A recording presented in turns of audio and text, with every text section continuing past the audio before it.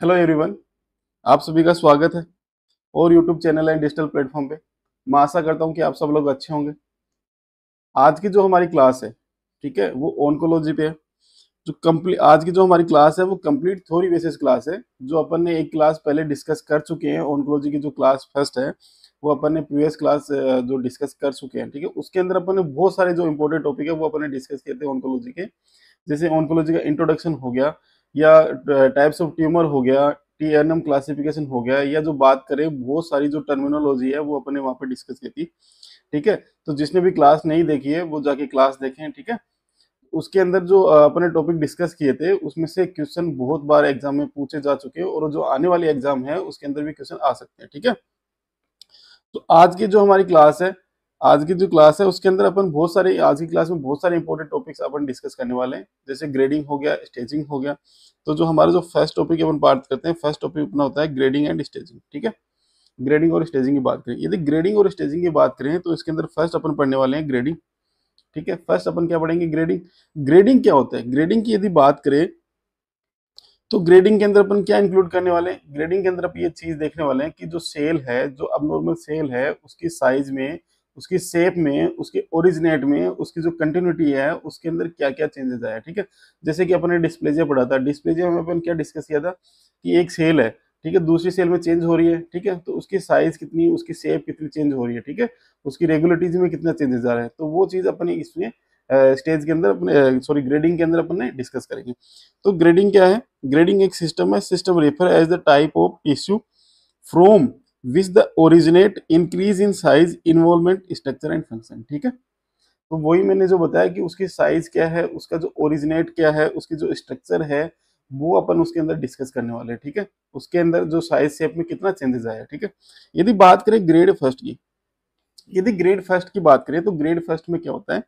Well differentiated cell, cell slightly different from the normal cell, ठीक है। जो cell है, जो अपनी अबनॉर्मल सेल बनी है उसको अपन डिफरेंशिएट कर पा रहे हैं, ठीक है। यहाँ पे जो सेल है उसकी साइज है वो ज्यादा चेंजेस हुई नहीं है, उसके शेप में ज्यादा चेंजमेंट नहीं हुआ, तो इसी कारण क्या है कि जो सेल है उसको अपन डिफरेंशिएट कर पा रहे हैं, ठीक है।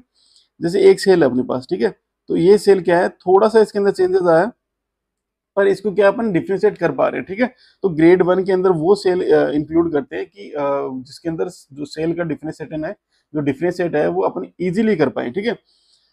अब इसकी यदि बात करें, अपन डिस्प्लेजिया पढ़ा था, ठीक है, प्रीवियस क्लास में डिस्प्लेजिया पढ़ा था। तो ग्रेड फर्स्ट को अपन क्या बोल सकते हैं? ग्रेड फर्स्ट की बात करें तो अपन इसको माइल्ड डिस्प्लेजिया बोल सकते हैं।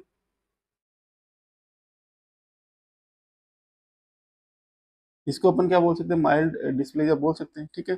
तो ग्रेड वन है। माइल्ड डिस्प्लेजिया में भी यही चीज पढ़ी थी अपन ने कि जो सेल है उसके अंदर ज्यादा चेंजेस नहीं है, थोड़ा बहुत चेंज हुआ है, ठीक है। अब बात करें नेक्स्ट ग्रेड सेकंड। यदि ग्रेड सेकंड की बात करें तो ग्रेड सेकंड में क्या है? सेल्स आर मोर अबनॉर्मल, ठीक है, मॉडरेटली डिफरेंशिएटेड। जो सेल है वो माइल्ड की तुलना में, माइल्ड से ज्यादा थोड़ी सी चेंजेस हो जाती है, ठीक है। माइल्ड की तुलना में ज्यादा चेंजमेंट आ जाता है। तो जो सेल है, जैसे अभी मैंने माइल्ड बताया कि माइल्ड क्या होगी, माइल्ड में थोड़ा सा ऐसे चेंजेस आ गया, ठीक है। अब यही यदि मॉडरेट की बात करें तो मॉडरेट के अंदर थोड़ा ज्यादा चेंजेस आ गए, लेकिन यहाँ पर भी अपन क्या है, उसको डिफ्रेंशिएट कर पा रहे हैं, ठीक है, मॉडरेटली, ठीक है। ज्यादा अपन डिफ्रेंशिएट नहीं कर सकते लेकिन मॉडरेटली डिफ्रेंशिएट कर पा रहे हैं, ठीक है। तो वो ग्रेड सेकंड हो गया। यदि ग्रेड सेकंड की बात करें, ग्रेड सेकंड को अपन क्या बोल सकते हैं? अकॉर्डिंग टू डिस्प्लेजिया अपन इसको क्या बोल सकते हैं? यदि बात करें अकॉर्डिंग टू डिस्प्लेजिया तो इसको अपन क्या बोल सकते हैं? Moderate dysplasia.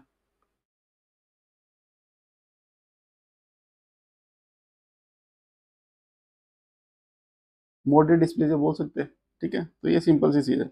यदि नेक्स्ट अपन बात करें ग्रेड थर्ड की, ग्रेड थर्ड के अंदर क्या होता है? जो सेल्स होती है वो मॉडरेट की तुलना में बहुत ज्यादा चेंजेस आ जाता है, ठीक है। वो कंप्लीटली तो नहीं लेकिन चेंजमेंट बहुत ज्यादा आ जाता है, ठीक है। उसको अपन डिफ्रेंशिएट करना बहुत ही पुअर हो जाता है, ठीक है। उसको इजीली डिफ्रेंशिएट नहीं कर पाते, ठीक है। तो cells are very abnormal, poorly differentiated, ठीक है। तो उसको डिफ्रेंशिएट नहीं कर पाते, ठीक है। तो इसको अपन क्या बोल सकते हैं? इसको अपन बोल सकते हैं सीवियर डिस्प्लेजिया,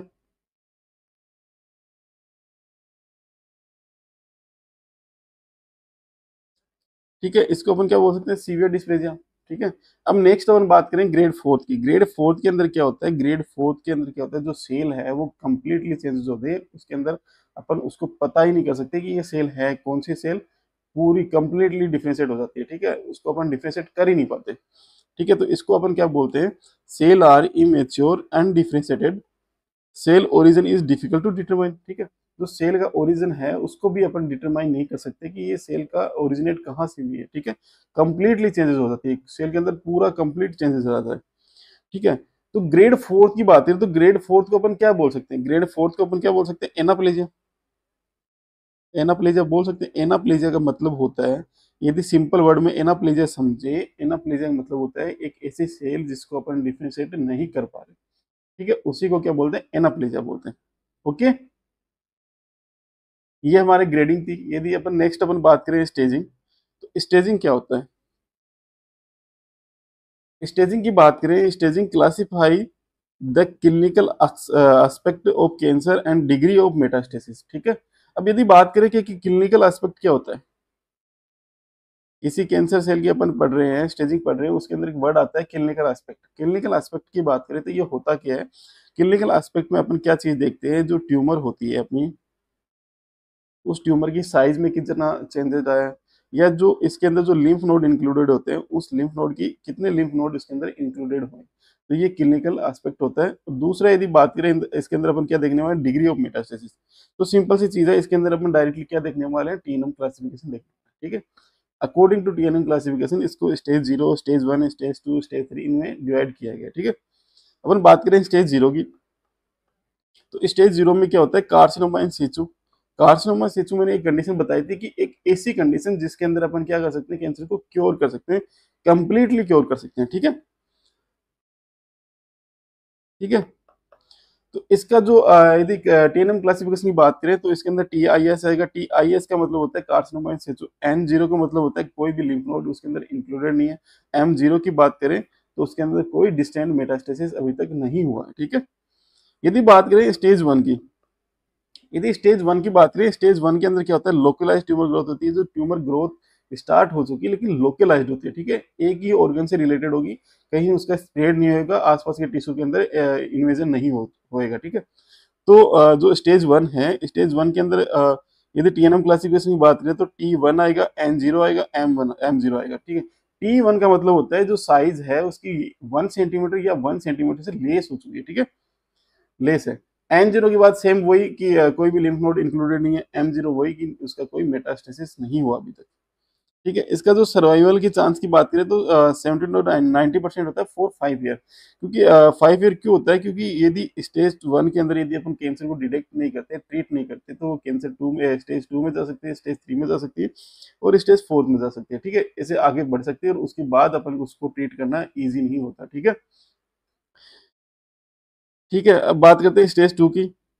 स्टेज 2 के अंदर क्या होता है, जो लोकल ट्यूमर थी वो आसपास के जो टिश्यू है उसके अंदर स्प्रेड हो जाती है, लेकिन जो स्प्रेड होती है वो लिमिटेड होती है, ठीक है। ऐसे नहीं कि पूरी बॉडी के अंदर स्प्रेड होगी, लिमिटेड स्प्रेड होगी, ठीक है, लिमिटेड लोकल स्प्रेड। इसके अंदर जो सर्वाइवल का चांस रहता है वो 50 +- 5 रहता है, क्योंकि इसके अंदर जो थोड़ा बहुत है वो लोकल स्प्रेड हो चुका है, ठीक है। यदि टीएनएम क्लासिफिकेशन की बात करें, T2 की बात करें, तो T2 का मतलब होता है जो ट्यूमर की साइज है वो 2 सेंटीमीटर या 2 सेंटीमीटर से लेस है, ठीक है। यदि N1 की बात करें, ठीक है, इतनी देर अपन क्या पढ़ रहे थे, N0 पढ़ रहे थे दोनों में। अभी N1 की बात करें, N1 के अंदर होता है कि उसके अंदर कम से कितने लिम्फ नोड इंक्लूड हो गए, 1 to 3 लिम्फ नोड उसके अंदर इंक्लूड हो चुके हैं, ठीक है, क्योंकि इसके अंदर जो लोकल स्प्रेड हुआ है, ठीक है। यदि नेक्स्ट बात करें, नेक्स्ट स्टेज 3 की बात करें, स्टेज 3 के अंदर क्या है, स्टेज 3 के अंदर पढ़े कि extension local and regional spread.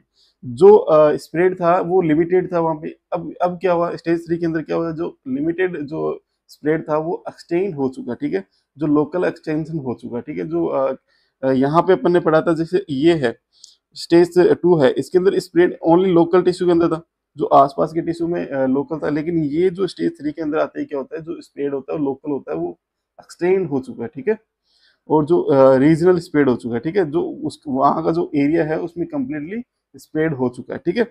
इसके यदि टीएनएम क्लासिफिकेशन की बात करें तो टीएनएम क्लासिफिकेशन के अंदर इसके अंदर क्या पढ़ते हैं अपन, E3 पढ़ते हैं, N2 पढ़ते हैं, M0 पढ़ते हैं। अब T3 का मतलब क्या होता है, जो ट्यूमर की साइज है वो कितनी हो चुकी है 3 to 5 सेंटीमीटर की, ठीक है।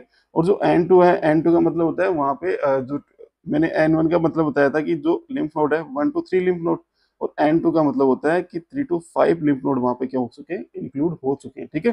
M0 का वही मतलब कि उसका अभी तक मेटास्टेसिस नहीं हुआ, डिस्टेंट मेटास्टेसिस नहीं हुआ। डिस्टेंट मेटास्टेसिस का मतलब होता है कि ऑल बॉडी के अंदर, ठीक है। तो इसका जो सर्वाइवल चांस होता है वो 20 ± 5 रहता है, ठीक है। ओके। यदि बात करें स्टेज फोर्थ की, स्टेज फोर्थ के अंदर क्या होता है, जो मेटास्टेसिस है वो डिस्टेंट मेटास्टेसिस हो चुका है, ठीक है। पूरी बॉडी के अंदर मेटास्टेसिस हो चुका है, ठीक है। इसके टीएनएम क्लासिफिकेशन की बात करें तो T4 का मतलब होता है जो ट्यूमर साइज है वो 5 सेंटीमीटर से ज्यादा जा चुकी है, ठीक है। 5 सेंटीमीटर से या तो 5 सेंटीमीटर या 5 सेंटीमीटर से अबव है। यदि बात करें N3 की बात करें तो इसका मतलब होता है कि जो लिम्फ नोड है वो किस बॉडी की किसी भी लिम्फ नोड के अंदर मेटास्टेसिस हो चुका है, हो सकता है, ठीक है। M1 की बात करें, M1 का मतलब होता है कि अब इसका बॉडी के अंदर पूरा डिस्टेंट मेटास्टेसिस हो चुका है, ठीक है। सर्वाइवल के चांस की बात करें तो लेस देन 5% होता है, ठीक है। इसका सर्वाइवल चांस 5% होता है क्योंकि जो बॉडी के अंदर है, पूरी बॉडी के अंदर कैंसर फैल चुकी है, ठीक है। तो इसको अब ट्रीट करना इजी नहीं होगा अपने लिए। यदि अपन बात करें कि जो ये बोथ स्टेज है, स्टेज फर्स्ट और स्टेज सेकंड की बात करें तो इसके अंदर अपन एक नोट लगा के एक चीज, एक इम्पोर्टेंट लाइन लिख सकते हैं कि ये बोथ स्टेज होती हैं, ये ऑपरेबल होती हैं, ठीक है। और क्या होता है, रिसेक्टेबल होती है, ठीक है। इन दोनों स्टेजों में क्या कर सकते हैं अपन, जैसे स्टेज फर्स्ट है, ये तो कार्सिनोमा है, इसके अंदर तो अपन क्या कर सकते हैं, कंप्लीटली क्योर कर सकते हैं।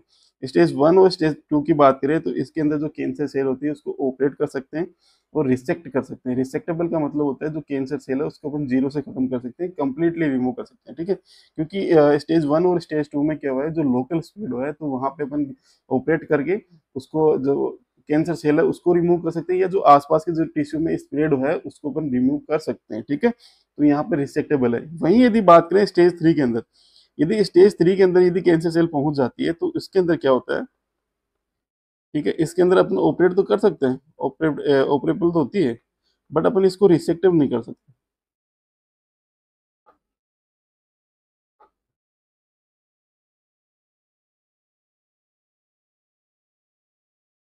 ठीक है। ऑपरेट तो कर सकते हैं लेकिन रिसेक्ट नहीं कर सकते, उसको कंप्लीटली अपन जीरो से खत्म नहीं कर सकते, ठीक है। तो ये स्टेज 3 थी। स्टेज 4 के अंदर तो अपन उसको ट्रीट करना बहुत ही मुश्किल हो जाता है, उसका जो ट्रीटमेंट है वो लेस देन 5% हो जाता है। ये तो मान लो ये तो एंड स्टेज ऑफ कैंसर आ गई, ठीक है। तो कैंसर की जो एंड स्टेज है वो स्टेज 4 है, ठीक है। यदि नेक्स्ट अपन टॉपिक बात करें, नेक्स्ट अपना जो टॉपिक इंपॉर्टेंट टॉपिक होने वाला है वो वार्निंग साइन ऑफ कैंसर होने वाला है, ठीक है। तो जो वार्निंग साइन है वो भी बहुत इंपॉर्टेंट है एग्जाम पर्पज से। वार्निंग साइन ऑफ कैंसर होते क्या है, वार्निंग साइन ऑफ कैंसर क्यों अपन देखते हैं, क्योंकि जैसे कोई कैंसर होने से पहले अपन उसको प्रिवेंट करना चाहते हैं तो वार्निंग साइन से अपन उसको पता चल सकता है कि कैंसर होने वाला है, ठीक है। तो प्रिवेंट करने के लिए, ठीक है, होने वाले कैंसर को प्रिवेंट करने के लिए या अर्ली डिटेक्ट करने के लिए, ठीक है, अर्ली डिटेक्ट करने के लिए अपन वार्निंग साइन ऑफ कैंसर देखते हैं, ठीक है। तो इसके अंदर अपन क्या पढ़ते हैं, क्वेश्चन पढ़ते हैं, ठीक है। यदि इसकी फुल फॉर्म की बात करें तो फुल फॉर्म के C4 होता है चेंजेस इन बाउल और ब्लेडर फंक्शन, ठीक है। यदि कोई पेशेंट है उसके ब्लेडर हो गया या जो बाउल है उसके अंदर क्या हो गया, अचानक से सडन है वो चेंजेस आने लग गए, तो इसका मतलब क्या हो सकता है कि उसको किडनी कैंसर हो सकता है, कोलन कैंसर हो सकता है, ठीक है। ये एक वार्निंग साइन है, ठीक है। ए का मतलब होता है ए सोर दैट डज नॉट हील, मतलब एक ऐसा सोर जो हील ही नहीं हो रहा। जैसे कि बहुत बार ऐसा होता है कि जैसे अपना माउथ होता है, ओरल कैविटी होती है, वहां पे क्या होता है बहुत सारे सोर बन जाते हैं लेकिन वो ऑटोमेटिकली हील हो जाते हैं, ठीक है, 2 से 3 दिन या 4-5 दिन में हील हो जाते हैं। लेकिन एक ऐसा सोर जो हील नहीं हो रहा, 10 दिन हो गए, 15 दिन हो गए, महीना भर हो गया, तो वो क्या इंडिकेट करता है, वो इंडिकेट करता है कि भाई वहां पे ओरल कैंसर हो सकती है। तो एक ये जो ओरल कैंसर का एक वार्निंग साइन है, ठीक है। यदि बात करें नेक्स्ट यू की बात करें तो अनयूजुअल ब्लीडिंग और डिस्चार्ज। यदि अनयूजुअल ब्लीडिंग और डिस्चार्ज हो रहा है तो इसका मतलब ये क्या हो सकता है कि वहाँ कैंसर हो सकता है। अनयूजुअल ब्लीडिंग और डिस्चार्ज की बात करें, जैसे अपन बात करें वेजाइना की बात करें, ठीक है, वेजाइना हो गया, या जैसे बात करते हैं रेक्टम की बात करें, ठीक है। तो वेजाइना और रेक्टम से क्या हो गया, अनयूजुअल ब्लीडिंग हो रही है, डिस्चार्ज हो रहा है, तो वो क्या इंडिकेट करता है कि भाई उसको colon cancer, recto colon cancer हो सकती है, या जो वेजाइना से हो रही है तो उसको बोलते हैं सर्वाइकल कैंसर हो सकती है। ठीक है, तो ये यू वार्निंग साइन है। ठीक है, अनयूजुअल ब्लीडिंग और डिस्चार्ज यदि किसी का हो रहा है तो वो वार्निंग साइन है। ठीक है, यदि नेक्स्ट अपन बात करें टी का, टी की बात करें तो टी फॉर थिकनिंग और lump in the breast, breast के अंदर क्या हो गया, कोई लंप अपन को फील हो रहा है, वहां पे कोई थिकनिंग हो रही है, वहां पे कोई एब्नॉर्मल मास फील हो रहा है, तो वो क्या इंडिकेट करता है, वो इंडिकेट करता है ब्रेस्ट कैंसर। ठीक है,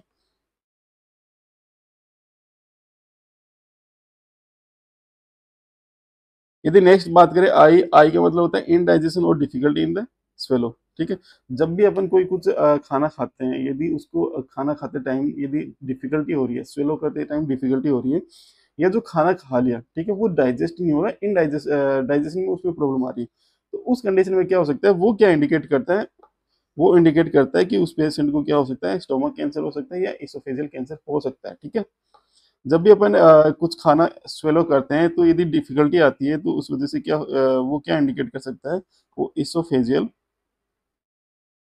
इसोफेजियल कैंसर इंडिकेट कर सकता है, और जो इनडाइजेशन हो रहा है उसकी वजह से क्या हो सकता है, स्टोमक कैंसर, वो क्या इंडिकेट करता है, स्टोमक कैंसर। यदि वही बात करें नेक्स्ट, नेक्स्ट आता है ओ, ओ का मतलब होता है obvious changes in mole and what. ठीक है, यदि अपनी बॉडी पे कोई मोल है या या न्यू मोल अपन डेवलप हो रहा है, ठीक है, या तो कोई प्रीवियस मोल है उसके अंदर क्या अचानक से चेंजेस आने स्टार्ट हो गए, ठीक है, तो वो क्या इंडिकेट करता है, वो इंडिकेट करता है कि वहाँ कैंसर हो सकता है, कैंसर किस चीज का हो सकता है, स्किन कैंसर हो सकता है। ठीक है, या तो कोई न्यू मोल डेवलप हो रहा है, या जो पहले का मोल बना हुआ है उसके अंदर क्या अचानक से चेंजेस आने लग गए। ठीक है, फिर बात करें नेक्स्ट, एन एन एन का मतलब होता है नेगिंग कफ और होआर्सनेस। ठीक है, जब क्या होता है, कभी क्या होता है कि जो किसी पेशेंट की आवाज होआर्सनेस वॉइस हो जाती है, ठीक है, या जो बार बार उसको क्या है कफिंग हो रही है, तो वो क्या इंडिकेट करता है, वो इंडिकेट करता है लेरिंजियल कैंसर।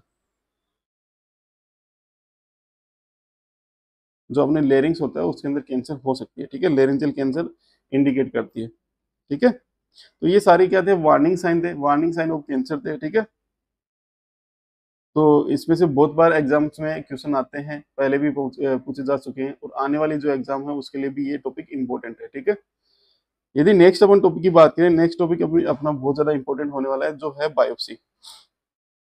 यदि बात करते हैं बायोप्सी, बायोप्सी क्या होता है, यदि अपन को पूछ ले एग्जाम में डायरेक्ट पूछ ले कि जो अपन ने कैंसर पढ़ तो रहे हैं, कैंसर का जो कंफर्मेटिव डायग्नोसिस की बात करें कि जो कैंसर है उसको कंफर्मेटिव अपने डायग्नोस करना है, तो उसके लिए अपन क्या करना चाहिए, उसके लिए जो कंफर्मेटिव डायग्नोसिस होता है वो क्या होता है, तो वो बायोप्सी होता है। ठीक है, तो डायरेक्ट कई बार एग्जाम में क्वेश्चन आ जाता है कि confirmative test for diagnosis of cancer. ठीक है, कैंसर के डायग्नोसिस के लिए कंफर्मेटरी टेस्ट कौन सा होता है, तो वो बायोप्सी होता है। बायोप्सी में अपन क्या करते हैं, बायोप्सी में अपन ये करते हैं कि जो कोई टिश्यू है, कोई सेल है जो अबनॉर्मल है, उसको अपन वहां से क्या रिमूव करते हैं, वहां से हटाते हैं, और उसको क्या माइक्रोस्कोपी एग्जामिनेशन के लिए भेज देते हैं। ठीक है, लैब के अंदर। Biopsy involve the surgical incision of small piece of tissue for microscopy examination. अपन क्या करते हैं, एक टिश्यू लिया और टिश्यू को क्या करते हैं, माइक्रोस्कोपी एग्जामिनेशन के लिए भेज देते हैं। ठीक है, biopsy specimen should be send in 10% formalin. ठीक है, जो ये 10% फॉर्मेलिन का जो क्वेश्चन है वो भी बहुत बार एग्जाम में आ चुका है, कि जो बायोप्सी स्पेसिमेन है, जैसे अपन ने ओटी के अंदर किसी पेशेंट की बायोप्सी ली, ठीक है, किसी पेशेंट जो कैंसर सेल है वहां से टिश्यू निकाला, या जो कैंसर सेल है उसको निकाला, ठीक है, तो उसको क्या करते हैं अपन, लैब में भेजना होता है। तो लैब में भेजने से पहले उसको जैसे ही निकालते हैं उसके 10% फॉर्मेलिन के अंदर उसको डिप कर देते हैं। 10% फॉर्मेलिन में डिप करने का मतलब ये होता है कि जो टिश्यू है, जो अपने टिश्यू लिया है उसको प्रिजर्व करने के लिए, क्योंकि जैसे ही अपन टिश्यू लेते हैं तो टिश्यू क्या होने लग जाता है, डिग्रेड होने लग जाता है। ठीक है, बहुत सारे बॉडी के अंदर ऐसे एंजाइम होते हैं जिसकी वजह से क्या होता है, टिश्यू ऑटोमेटिकली ऑटोमेटिक डीजनरेट होने डिग्रेड होने लग जाता है। उस डिग्रेड को, या जो टिश्यू या जो सेल है उसको बचाने के लिए, उसको प्रिजर्व करने के लिए अपन उसको क्या करते हैं, 10% फॉर्मेलिन के अंदर उसको ऐड करते हैं, और उसके बाद अपन उसको क्या करते हैं, लैब में भेजते हैं। ठीक है, biopsy produce the histological proof of malignancy. ठीक है, जो बायोप्सी है वो हिस्टोलॉजिकल प्रूफ प्रोड्यूस करती है। अब हिस्टोलॉजिकल साइटोलॉजिकल अपने दो वर्ड पढ़े थे। हिस्टोलॉजिकल प्रूफ का मतलब होता है कि जो सेल है, अपन बायोप्सी के अंदर क्या पढ़ते हैं, अपन बायोप्सी के अंदर पढ़ते हैं टाइप्स ऑफ सेल। ठीक है, क्या देखते हैं, टाइप्स ऑफ सेल।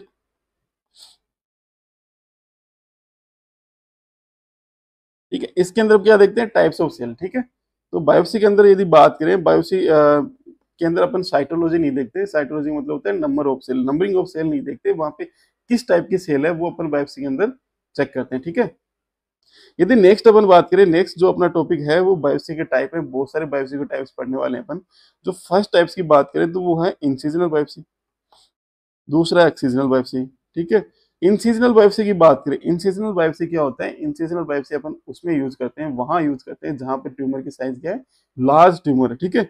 उसके अंदर क्या करते हैं अपन, छोटा सा ट्यूमर का पार्ट लिया, ठीक है, कंप्लीटली ट्यूमर नहीं लेते क्योंकि ट्यूमर लार्ज है।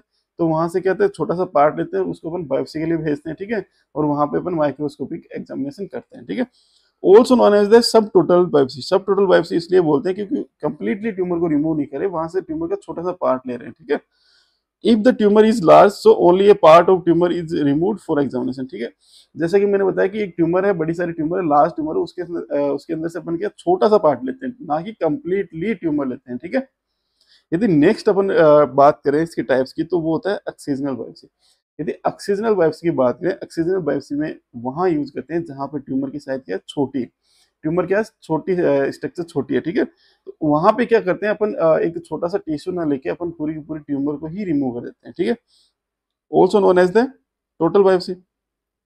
If the suspicious tumour is small the entire tumour is removed for diagnosis and treatment. यदि जो ट्यूमर है वो छोटी है, स्मॉल है, तो वहां क्या करते हैं अपन, वहां पे क्या टिश्यू नहीं लेते, टिश्यू लेने की बजाय पूरी ट्यूमर को रिमूव कर लेते हैं और उस ट्यूमर को ही अपन बायोप्सी के लिए भेज देते हैं, ठीक है। नेक्स्ट जो अपना बायोप्सी का टाइप है वो अपन बात करते हैं एफएनएसी। एफएनएसी क्या होता है? एफएनएसी अपन पढ़ते हैं, एफएनएसी की फुल फॉर्म क्या होती है? Fine needle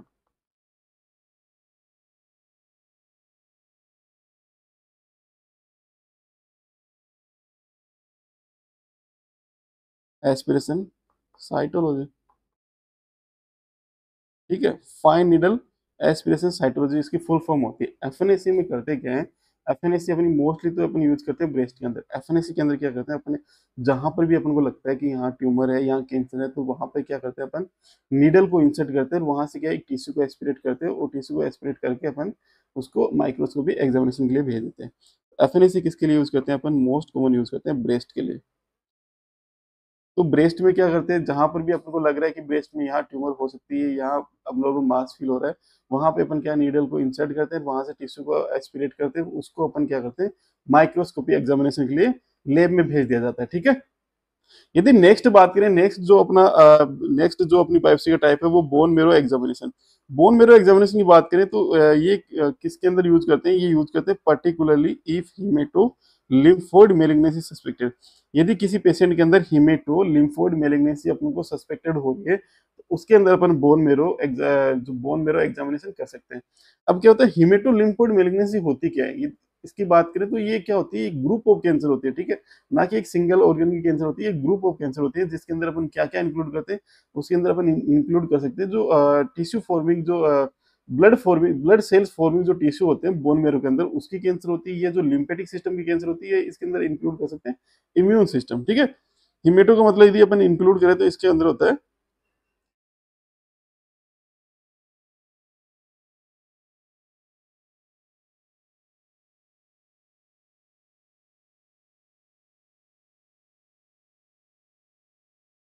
in bone marrow, ठीक है। ब्लड सेल फॉर्मिंग जो टिश्यू होते हैं बोन मेरो, यदि उसके अंदर कैंसर है, या जो लिम्फेटिक सिस्टम के अंदर कैंसर है, या इसके अंदर तीसरा अपन इंक्लूड करते हैं जो इम्यून सिस्टम है, यदि इनका कैंसर होता है तो इसको बोलते हैं अपन हिमेटो लिम्फोइड मेलिग्नेंसी। तो जब हिमेटो लिम्फोइड मेलिग्नेंसी किसी पेशेंट के अंदर होता है तो उसके अंदर बोन मेरो एग्जामिनेशन अपन करते हैं, ठीक है। नेक्स्ट अपन बात करें, नेक्स्ट अपन जो टॉपिक है अपना वो स्क्रीनिंग ऑफ कैंसर होने वाला है, ठीक है। तो अपन स्क्रीनिंग ऑफ कैंसर पढ़ते हैं, स्क्रीनिंग टेस्ट फॉर कैंसर, ठीक है। तो ये भी बहुत इंपॉर्टेंट टॉपिक है, इसमें से भी बहुत बार क्वेश्चन पूछे जाते हैं। तो स्क्रीनिंग टेस्ट फॉर कैंसर ये क्या होता है? अपन स्क्रीनिंग टेस्ट फॉर कैंसर करते क्यों, स्क्रीनिंग करते क्यों? स्क्रीनिंग इसलिए करते हैं क्योंकि जो होने वाली जो कैंसर है उसको प्रिवेंट कर सकें या अर्ली डिटेक्ट कर सकें, ठीक है। तो स्क्रीनिंग का यदि बात करें, एक सिंपल सी बात करें तो स्क्रीनिंग जो जितने भी जो स्क्रीनिंग अपन पढ़ते हैं, जो बीएससी हो गया, टीएससी हो गया, या जितने भी स्क्रीनिंग पढ़ते हैं तो वो क्या होती है, सारी क्या होती है, वो प्राइमरी प्रिवेंशन होती है।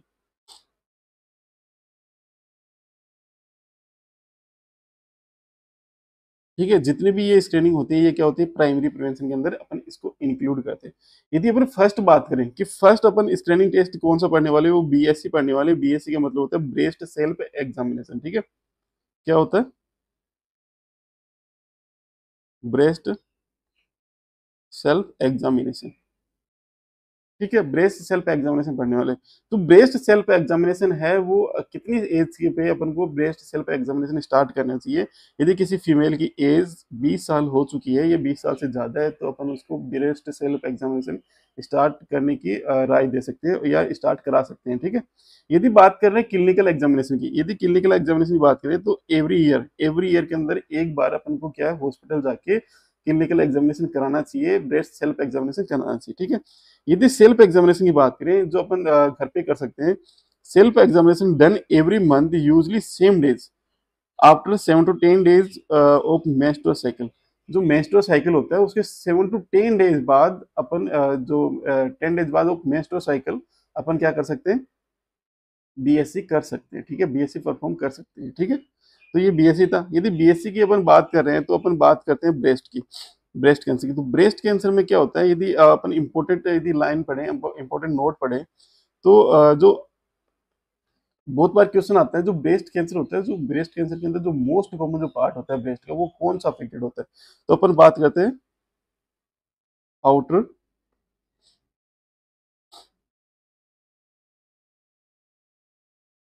ये क्या होता है, मोस्ट कॉमन पार्ट होता है। ठीक है,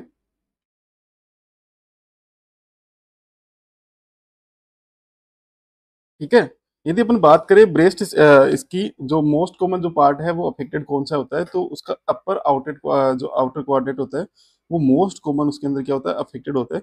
यदि अपर आउटर क्वाड्रेंट के अंदर भी अपन बात करें कि इसके अंदर भी जो कौन सा पार्ट है, कौन सा जो इसका ऑर्गन है वो अफेक्टेड होता है, तो अपन बात करते हैं लेक्टिफेरस एक डक्ट होती है। ठीक है, जो लेक्टिफेरस डक्ट होती है वो इसके अंदर मोस्ट कॉमन अफेक्टेड होती है। ठीक है, लेक्टिफेरस डक्ट इसके अंदर मोस्ट कॉमन अफेक्टेड होती है, और जो इसका पार्ट होता है वो आउटर अपर क्वाड्रेंट इसका पार्ट होता है वो मोस्ट कॉमन अफेक्टेड होता है।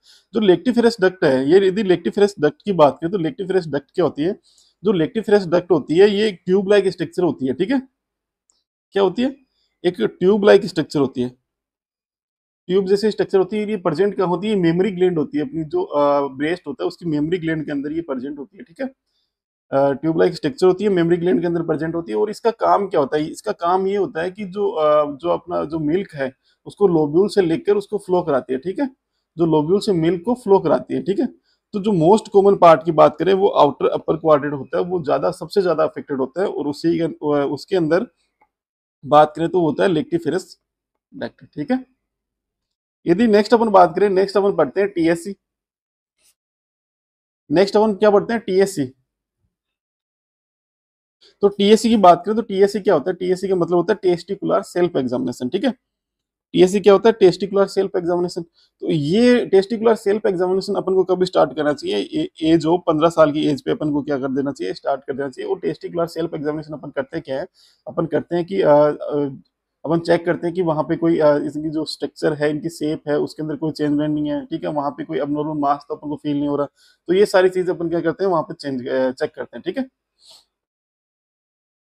यदि बात करें टीएससी की, तो टीएससी यदि बात करें तो ये परफॉर्म अपन कब कर सकते हैं, एवरी मंथ परफॉर्म कर सकते हैं आफ्टर सोवर, नहाने के बाद एवरी मंथ अपन उसको क्या कर सकते हैं, परफॉर्म कर सकते हैं।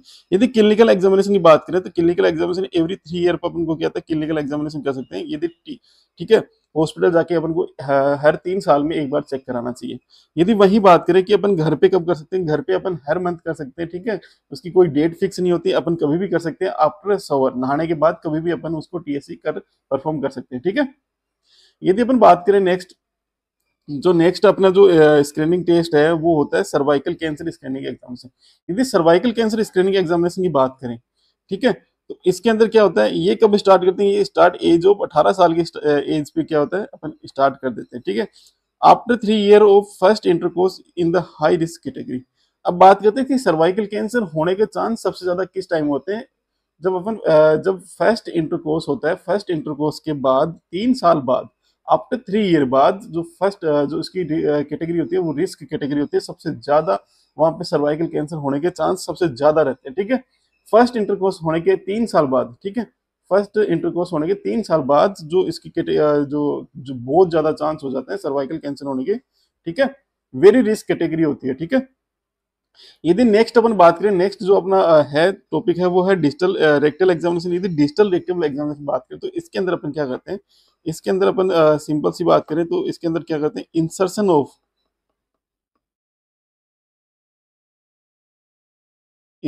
ऑफ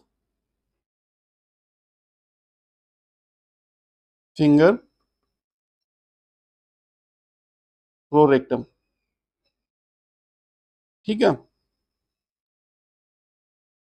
रेक्टम के थ्रू क्या करते हैं अपन, एक फिंगर इंसर्ट करते हैं, वहां पे चेक करते हैं कि कोई अबनॉर्मल मास अपन को फील नहीं हो रहा या कोई ट्यूमर लाइक स्ट्रक्चर तो अपन को फील नहीं हो रही। तो ये सारी चीज अपन क्या होता है डिजिटल रेक्टल एग्जामिनेशन के अंदर अपन चेक करते हैं, ठीक है।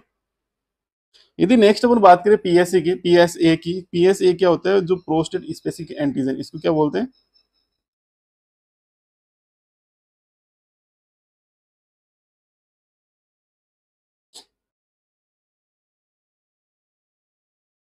इसको क्या बोलते हैं, प्रोस्टेट स्पेसिफिक एंटीजन बोलते हैं, ठीक है। पीएसए होता क्या है, पीएसए यदि बात करें तो पीएसए क्या होता है, एक तरीके से प्रोटीन होता है, प्रोटीन सब्सटेंस होता है जो अपनी बॉडी के अंदर जो प्रोस्टेट ग्लैंड होती है वो नॉर्मली पीएसए का सिक्रेशन करती है, नॉर्मली करती रहती है। इसका लेवल की बात करें, यदि नॉर्मल लेवल की बात करें तो इसका नॉर्मल लेवल होता है 4 नैनोग्राम पर ml, ठीक है। 4 नैनोग्राम पर ml इसका क्या होता है, नॉर्मल लेवल होता है। लेकिन जब कैंसर होता है तो कैंसर कंडीशन में क्या होता है, इसका लेवल होता है वो बढ़ जाता है, ठीक है, 4 नैनोग्राम से अबव चला जाता है। नॉर्मली इसका लेवल होता है 4 नैनोग्राम से बिलो 4 नैनोग्राम, ठीक है। तो जब भी अपन पीएसए कराते हैं तो पीएसए में अपन चेक करते हैं कि उसकी लेवल चेक करते हैं कि उसकी लेवल बढ़ा हुआ तो नहीं है, बढ़ा हुआ होगा तो वो क्या इंडिकेट करता है कि कैंसर हो सकता है पेशेंट को, ठीक है।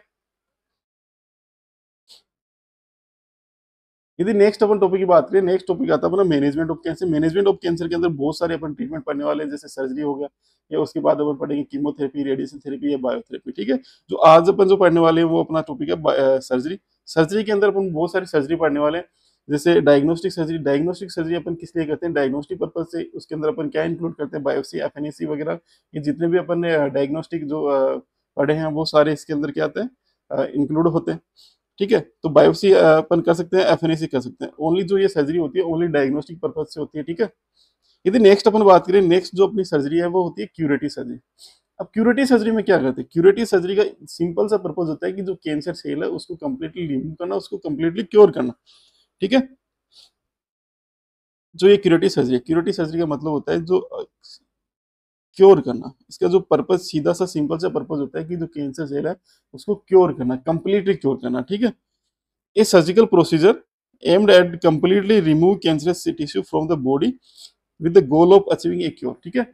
उसका गोल, सिंपल सा गोल क्या होता है कि जो सेल है, जो कैंसर सेल है उसको कंप्लीटली क्योर करना, ठीक है। एक सर्जिकल अपन प्रोसीजर कंडक्ट कराते हैं, उसके अंदर जो टिश्यू, जो कैंसर टिश्यू या जो अबनॉर्मल सेल है उसको वहां से रिमूव करते हैं, ठीक है, कंप्लीटली रिमूव करते हैं, ठीक है। तो ये क्यूरेटिव सर्जरी होती है। ये इसी को बोलते हैं अपन इनिशियल, जो इनिशियल ट्रीटमेंट होता है कैंसर, उसके अंदर ये इंक्लूडेड होती है। इनिशियल ट्रीटमेंट क्यूरेटिव सर्जरी हो गई या कीमोथेरेपी हो गया, रेडिएशन थेरेपी हो गई, ठीक है। ये सारी क्या है, इनिशियल ट्रीटमेंट है। यदि नेक्स्ट अपन बात करें, नेक्स्ट सर्जरी की बात करते हैं, नेक्स्ट सर्जरी होती है अपनी साल्वेज सर्जरी। साल्वेज सर्जरी की बात करें कि जो साल्वेज सर्जरी क्या होती है, साल्वेज सर्जरी की बात करें, इस सर्जिकल प्रोसीजर, ठीक है, performed after the failure of initial treatment for a disease. एक अपने पास कैंसर है, किसी पेशेंट को कैंसर है, किसी पेशेंट को कोई डिजीज है, तो उसके अंदर अपन क्या कर सकते, उसके अंदर क्या करते हैं, इनिशियल ट्रीटमेंट करते हैं। इनिशियल ट्रीटमेंट में मैंने अभी जैसे बताया आपको, इनिशियल ट्रीटमेंट के अंदर अपन क्या इंक्लूड करते हैं, जैसे क्यूरेटिव सर्जरी हो गया, कीमोथेरेपी हो गया, रेडिएशन थेरेपी हो गया, ये इंक्लूड करते हैं। यदि कोई कैंसर सेल है, अपन को कीमोथेरेपी की मान लो उसकी, फिर भी उसका ट्रीटमेंट नहीं हुआ, ठीक है, या वो जो सेल है वो वहां से रिमूव हो गई, उसके बाद रीअकरेंज होगी, तो उस कंडीशन में अपन क्या करते हैं, साल्वेज सर्जरी करते हैं, ठीक है। इनिशियल ट्रीटमेंट उसका फेल हो चुका है, उसके बाद अपन साल्वेज सर्जरी करते हैं, ठीक है। The goal of achieving cure और सिग्निफिकेंट इंप्रूवमेंट, ठीक है। जितना भी अपन ट्रीटमेंट जो करते हैं, जितनी भी अपन सर्जरी करते हैं, सबका गोल यही होता है कि अपन जो कैंसर सेल है उसको क्योर कर सकें, ठीक है। यदि नेक्स्ट बात करें, it is a second attempt at treatment when the first approach has not been successful. वो सेम बात है कि जो फर्स्ट अप्रोच किया, जो इनिशियल ट्रीटमेंट किया वो फेल हो गया, उसके बाद अपन सेकंड साल्वेज सर्जरी करते हैं। Salvage surgery can be used in various context including treating persistent और reoccurring tumor after the radiation, chemotherapy और previous surgery। जो मैंने बताया कि जो अपन इनिशियल ट्रीटमेंट करते हैं कोई किसी ट्यूमर के लिए, जैसे रेडिएशन थेरेपी हो गया, कीमोथेरेपी हो गया या क्यूरेटिव सर्जरी हो गया, ठीक है, उसके बाद भी जो ट्यूमर है वो वहां से रिमूव नहीं होती, या जो ट्यूमर है वो रीअकरेंस हो जाती है, ठीक है। तो उस कंडीशन में अपन क्या करते हैं, साल्वेज सर्जरी करते हैं, ठीक है। यदि बात करें अपन नेक्स्ट नेक्स्ट जो अपनी सर्जरी होने वाली है वो डी बल्किंग सर्जरी है। डी बल्किंग सर्जरी को अपन बोल सकते हैं साइटोरिडक्टिव, ठीक है। डी बल्किंग सर्जरी में अपन क्या कर सकते हैं, जो अपने पास कोई ट्यूमर है उसकी साइज क्या बहुत ज्यादा बड़ी है, ठीक है। अब उस ट्यूमर को कंप्लीटली रिमूव करने से पहले, ठीक है, उस इतनी बड़ी ट्यूमर को अपन डायरेक्ट रिमूव करेंगे तो कॉम्प्लिकेशन होने के ज्यादा चांस हो सकते हैं, ठीक है, वो वहां पे रप्चर हो सकती है। तो अपन क्या करते हैं, जो उसके अंदर जो फ्लूइड है, उसके अंदर जो वॉल्यूम है, जो बल्क ऑफ वॉल्यूम है, उसको क्या करते हैं, वहां से रिमूव करते हैं, ठीक है, वहां से हटाते हैं। उसके कारण क्या होता है, जो ट्यूमर है उसकी साइज क्या हो जाती है, कम हो जाती है, ठीक है। तो यही डी बल्किंग सर्जरी होती है। D bulking is the reduction of H much of blood volume of A tumour without the initiation of complete eradication. मतलब उसको ट्रीटमेंट करने से पहले, उसको सर्जरी करने से पहले, कंप्लीट इराडिकेशन करने से पहले अपन क्या करते हैं, वहां से जो वॉल्यूम है, ट्यूमर की वॉल्यूम है, उसको कम कर देते हैं, जिसकी वजह से क्या है, कॉम्प्लेक्स उसके रप्चर होने के चांस कम होते हैं और कॉम्प्लिकेशन कम होते हैं, ठीक है। तो डी बल्किंग सर्जरी होगी। डी बल्किंग सर्जरी की यदि अनदर नेम की बात करें तो इसको साइटोरिडक्टिव बोलते हैं। साइटोरिडक्टिव की बात करें, साइटोरिडक्टिव होता क्या है, साइटोरिडक्टिव का मतलब होता है डिक्रीज नंबर ऑफ सेल। क्या है साइटोरिडक्टिव, मतलब होता है कि जो सेल है उसके नंबरिंग को कम करना है साइटोरिडक्टिव। तो यही तो अपन कम कर रहे हैं, ठीक है। यदि नेक्स्ट अपन बात करते हैं रिहेबिलिटेटिव सर्जरी। रिहेबिलिटेटिव सर्जरी का मतलब होता है कि performed to improve quality of life by restoring of maximum function, ठीक है। अपन क्या करते हैं, जो किसी पेशेंट को कैंसर है उसकी क्वालिटी को इम्प्रूव करने के लिए, ठीक है। जैसे कि किसी को ब्रेस्ट कैंसर, अपन ने क्या किया, मेस्टेक्टोमी कर दी, मेस्टेक्टोमी से क्या हो गया, उसका ब्रेस्ट रिमूव हो गया, ठीक है। अब उसको उसकी क्वालिटी ऑफ लाइफ को इम्प्रूव करने के लिए अपन वहां क्या करते हैं, ब्रेस्ट रिकंस्ट्रक्शन कर देते हैं, ठीक है। ब्रेस्ट रिकंस्ट्रक्शन में अपन क्या करते हैं, ब्रेस्ट रिकंस्ट्रक्शन में यदि सिंपल सा मतलब समझें तो जो ब्रेस्ट अपन ने निकाला है उसको अपन रीसेप करते हैं, ठीक है। मेस्टेक्टोमी में क्या है, ब्रेस्ट को अपन रिमूव कर दिया, ठीक है। अब वहां पे क्या होता है, रीसेप करते हैं, ठीक है, ब्रेस्ट को रीसेप करते हैं। तो ब्रेस्ट रिकंस्ट्रक्शन की बात करें तो अपन बहुत इसके दो तीन टाइप होते हैं, उस टाइप के अकॉर्डिंग अपन को उसको रिकंस्ट्रक्ट कर सकते हैं। जैसे अपन फर्स्ट बात करें तो इम्प्लांट कर सकते हैं, इम्प्लांट कर सकते हैं। सेकंड बात करते हैं तो टिश्यू रिकंस्ट्रक्शन कर सकते हैं। यदि थर्ड बात करें तो थर्ड होता है कंबाइंड। इम्प्लांट के अंदर क्या करते हैं अपन, जो यूज करते हैं वो होता है सिलिकॉन, सिलिकॉन यूज करते हैं, ठीक है। जो सिलिकॉन होता है उसको वहां पे इम्प्लांट कर देते हैं, जिससे क्या होता है, जो ब्रेस्ट है उसको रीसेव कर सकते हैं इजीली। और जो दूसरा है टिश्यू, टिश्यू के अंदर क्या करते हैं, जो अपनी अनदर जो बॉडी पार्ट है, जैसे थाई हो गया, उनसे क्या वहां से टिश्यू लेते हैं, और टिश्यू लेके उसको क्या करते हैं, वापस रिकंस्ट्रक्ट करते हैं, ठीक है। उसको वापस वैसे जो पहले की शेप है वो देने की ट्राई करते हैं, ठीक है, रिकंस्ट्रक्ट करते हैं। यदि तीसरा कंबाइंड की बात करें तो कंबाइंड में अपन क्या करते हैं, टिश्यू भी लेते हैं और इम्प्लांट भी करते हैं, ठीक है। सिलिकॉन का भी यूज करते हैं और जो टिश्यू है, जो अपनी बॉडी के टिश्यू है, उनका भी यूज करते हैं, ठीक है। तो ये थी रिहेबिलिटेटिव सर्जरी, ठीक है। यदि नेक्स्ट बात करें, नेक्स्ट जो अपनी सर्जरी होने वाली है वो एडजुवेंट सर्जरी होने वाली है, ठीक है। यदि एडजुवेंट सर्जरी की बात करें तो एडजुवेंट सर्जरी क्या होती है, एडजुवेंट सर्जरी अपन उस टाइम करते हैं, जैसे एक कैंसर है, एक कैंसर किसी ऑर्गन का कैंसर, मान लो ये अपने पास एक ऑर्गन है, यहाँ पे क्या है, कैंसर है, और ये क्या है, सराउंडिंग इसके टिश्यू है, या ये बोन है, या मसल्स है, ठीक है। तो अपन क्या करते हैं, इस सेल्स को क्या जो ये कैंसर सेल है उसको वहां से क्या है, हटा दिया, मान लो हटा दिया। अब हटाने से क्या हो सकता है, इसका चांस क्या हो सकता है कि ये जो कैंसर थी पहले यहाँ पे, तो इसका क्या चांस हो सकता है, जो लोकल स्प्रेड हो सकता है, इसका चांस होता है कि जो लोकल के जो आसपास के जो टिश्यू है, या आसपास की बोन है, या आसपास की मसल्स है, उसके अंदर स्प्रेड हो सकती है, ठीक है। तो उस चांस को उसको कम करने के लिए अपन क्या करते हैं, एडजुवेंट सर्जरी करते हैं। और एडजुवेंट सर्जरी में क्या करते हैं, जो आसपास के जो टिश्यू है या जो बोन है, मसल्स है, उनको रिमूव कर देते हैं। यदि वहां पे स्प्रेड हुआ भी होगा तो वो क्या है, दोबारा रीअक्रेंस नहीं होगी, अपन उसको पहले ही रिमूव कर देते हैं, रीअक्रेंस होने से पहले ही रिमूव कर देते हैं। तो एडजुवेंट सर्जरी में ये हुआ, additional cancer treatment given after the primary surgery to eliminate the remaining cancer cells to reduce the risk of recurrence, ठीक है। सिंपल सा यही है कि चांस हो सकता है कि वहां पे वो कैंसर सेल है वो स्प्रेड हुई हो, तो अपन क्या करते हैं, उसको जो आसपास के टिश्यू है उसको अपन क्या रिमूव कर देते हैं, पहले ही रिमूव कर देते हैं, एलिमिनेट करने के लिए, कि वो रीअकर ना हो जाए।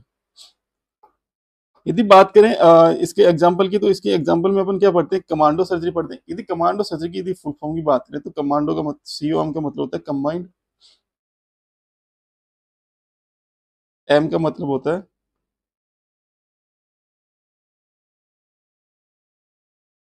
मैंडिबुलेक्टोमी, A का मतलब होता है एंड,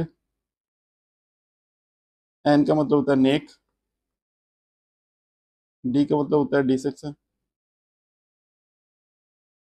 O का मतलब होता है ऑपरेशन। तो कमांडो सर्जरी में क्या होता है, कमांडो सर्जरी में वो अपन यही करते हैं कि जो आसपास के जो टिश्यू है, जैसे नेक का जो टिश्यू हो गया, या जो मैंडिबल बोन हो गई, ठीक है, तो इनको रीअक्रेंस ना हो। कोई कैंसर, यदि अपन को कोई किसी कैंसर का अपन ने यहाँ, जैसे नेक के ऊपर अपने कोई ट्यूमर है, अपन ने उसको क्या है वहां से हटा दिया, ठीक है, अब उसके रीअक्रेंस को लिए, जैसे किसी को ओरल कैंसर है, ठीक है, अब ओरल कैंसर को अपन हटा दिया, अब उसके जैसे हो सकता है ना, चांस ये हो सकता है कि आसपास के जो टिश्यू है उसके अंदर भी स्प्रेड हुआ हो, जैसे, तो उसको अपन उसको यदि रीअक्रेंस को अपन को प्रिवेंट करना है, तो अपन क्या करते हैं, जो नी का टिश्यू है, जो आसपास के जो टिश्यू है, या जो मैंडिबल बोन है, इनको वो अपन क्या करते हैं वहां से रिमूव कर देते हैं, ठीक है, रीअक्रेंस को होने से पहले ही अपन क्या करते हैं, उसको इरिडिकेट कर देते हैं, उसको एलिमिनेट कर देते हैं, ठीक है। तो कमांडो सर्जरी में यही करते हैं, जो आसपास के जो टिश्यू है, बोन है, वहां से उनको क्या कर देते हैं, रिमूव कर देते हैं, ठीक है, कि दोबारा जो कैंसर सेल है वो वहां पे रीअकर ना हो।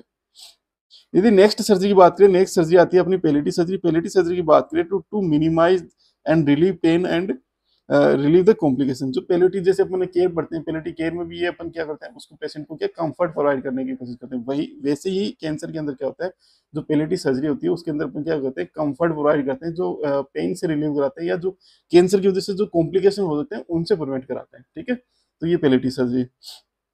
तो आज की जो हमारी क्लास थी यहीं तक थी। नेक्स्ट क्लास में अपन कीमोथेरेपी वगैरह, रेडिएशन थेरेपी वगैरह पढ़ेंगे, ठीक है। तो आप सब लोगों का धन्यवाद, ठीक है, मिलते हैं नेक्स्ट क्लास में।